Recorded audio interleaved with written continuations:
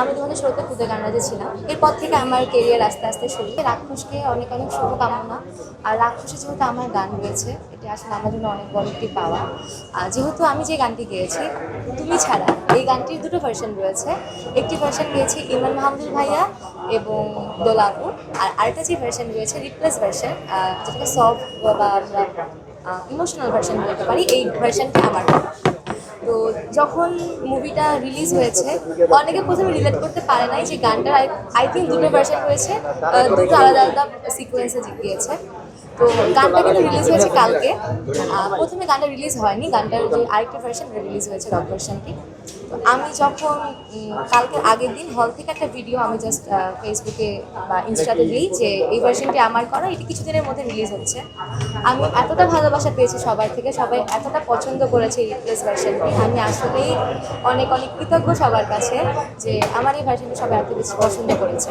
And কালকে যখন release হলো গানটি আমি যখন শেয়ার করলাম, আসলে সবাই বলছে, এমনকি আজকে যখন সুস্মিতা আপুর সাথে কথা বলছিল, আপু বলছিল যে আপুর এই ভার্সনটি অনেক পছন্দ, কারণ এই ভার্সনে আপুর যেই অ্যাক্টিংটা আমার কাছে সবচেয়ে পছন্দ। কারণ আমি যখন স্ক্রিনে দেখে গাচ্ছিলাম আপুকে, কারণ আপু খুব ইমোশনাল ছিল, প্লাস আপু হ্যাপি ছিল ওই সিকোয়েন্স ওয়াইজ। তো আমার কাছে মনে হচ্ছিল যে ওই সিকোয়েন্সে নিজের ভয়েসটা মিলিয়ে গান করা আমার জন্য একটা চ্যালেঞ্জিং ছিল।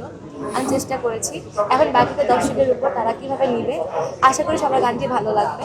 আসলে আমি যে বিষয়টা বলছি সিন্ডিকেট বা লিয়াজু, এই বিষয়টা আমার কাছে মনে হয় না নেই, কারণ আসলে প্রত্যেকটা জিনিসের মাধ্যম প্রয়োজন। যেমন আমি 2016-তে খুদে গানরাজে ছিলাম, এরপর থেকে আমার কেরিয়ার আস্তে আস্তে শুরু। আমি কিন্তু এর আগেও কাজল রেখা চলচ্চিত্রে প্লেব্যাক করেছি, যেখানে আমার 7টি গান রয়েছে গিয়াসউদ্দিন সেলিম স্যারের পরিচালনায়। তো ওই গানটিও আমার খুব কাকতালীয়ভাবে করা, যেহেতু আমি ইমন ভাইয়ের সাথে আমার যদি ভাইয়া কম্পোজার ছিল, তো ভাইয়ের সাথে আমার বেশ কিছু কাজ হয়েছিল, আমি জিঙ্গেল করতাম ভাইয়ের সাথে।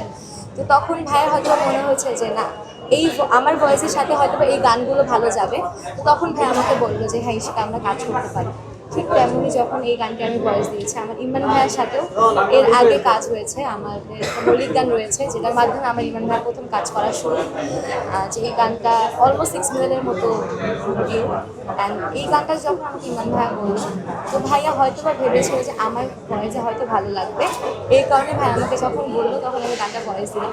আমার কাছে মনে হয় লিয়াজু বা সিন্ডিকেট মেন না, মেন হচ্ছে আমার মনে হয় যে আমরা প্রত্যেকটা ভয়েস ওয়াইজ গানটা সিলেক্ট করি, যে এই ভয়েসের জন্য এই ধরনের গান বা এই ভয়েসের জন্য এক ধরনের গান। আমার মনে হয় ভয়েসটা বা হচ্ছে গিয়ে পার্সপেক্টিভটা প্রেফার করা।